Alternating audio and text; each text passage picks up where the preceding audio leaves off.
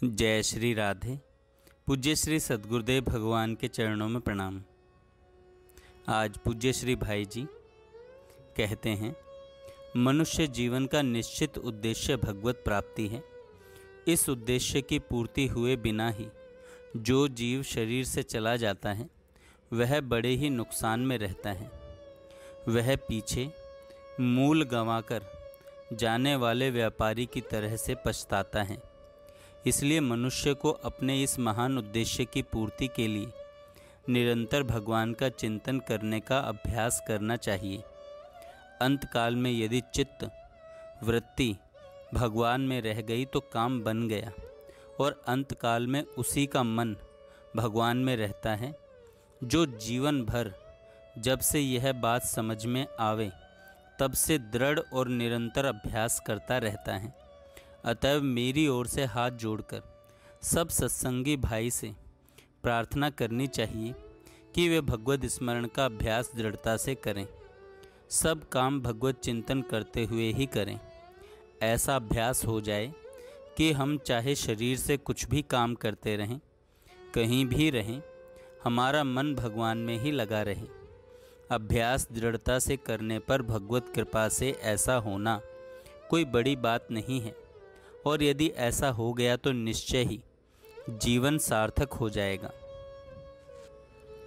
भगवान श्री कृष्ण के चरणों में मन लगा रहे, बुद्धि श्री कृष्ण का ही विचार करे, चित्त श्री कृष्ण का ही चिंतन करे, अहंकार उनके सेवक के रूप में ही होकर रहे, नेत्र उन्हीं की छवि को सर्वत्र देखे, कान श्री कृष्ण के ही गुणगान सुने, वाणी श्री कृष्ण के ही नाम गुणों का गान करती रहे, जीभ उन्हीं के प्रसाद का रस ले, नासिका उन्हीं की अंग गंध को सूंघना चाहे, शरीर उन्हीं के स्पर्श लाभ की कामना करे, मस्तक उन्हीं के चरण रज को अपने ऊपर धारण करके धन्य हों।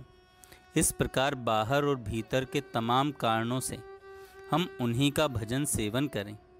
ऐसी ही इच्छा करनी चाहिए और ऐसी ही चेष्टा। मनुष्य जीवन की सार्थकता श्री कृष्ण प्रेम की प्राप्ति में ही है। जगत में कुछ भी स्थिर नहीं है, कुछ भी सुख रूप नहीं है, कुछ भी अपना नहीं है, कुछ भी अविनाशी कुछ भी नहीं है। इसलिए जो मनुष्य भगवान को भूलकर, कुछ भी अविनाशी नहीं है, इसलिए जो मनुष्य भगवान को भूलकर केवल जगत को ही पकड़े रहता है वह तो बहुत बड़े धोखे में है। मनुष्य जीवन की व्यर्थता अभी तो इतने कष्टदायक नहीं मालूम होती, परंतु जब मनुष्य देह नष्ट हो जाएगी और उद्देश्य सिद्धि नहीं होगी तब जीव को जो पश्चाताप होगा उसकी कल्पना से ही कलेजा कांप उठता है। इसलिए जिस क्षण यह बात मालूम हो जाए उसी क्षण से शेष जीवन को श्री कृष्ण के भजन सेवन में ही लगा देना चाहिए। भगवान के भजन से ही प्रकृति से छूटकर पुरुष स्वस्थ होता है और तभी सुखी होता है। आगे भाई जी कहते हैं, भगवान के शरण होकर भगवत कृपा के बल से मन को भगवान में लगाना और विषयों से हटाना, यह निश्चय समझना चाहिए कि भगवत कृपा से सब कुछ हो सकता है।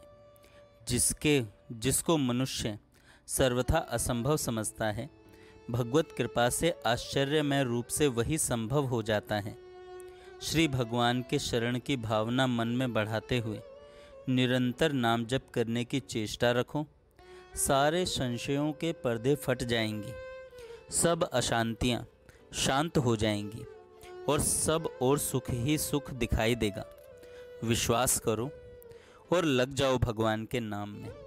यह अचूक दवा है, रामबाण है। जय श्री राधे। जय श्री राधे।